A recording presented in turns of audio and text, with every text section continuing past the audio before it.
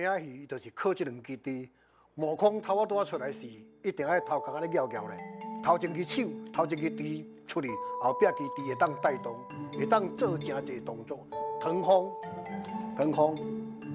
后空翻，嘛会当拍拳头。这款皮仔戏就是对阮阿祖传了阮阿公，阮阿公做就才传了阮老爸，阮老爸才传花。来到此地，前面就是翠云山芭蕉洞，太老师自己进入行。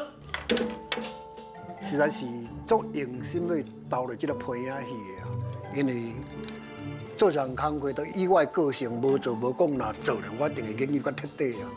咱个山骹内咧只狗，还搁做遮天大圣双毛孔，是你。原来是拍狗狗，可阮的元首人。这红啊，真水的物件，你若安尼甲伊单调无彩，无做也无彩，就是唔甘甲这个皮仔戏当去。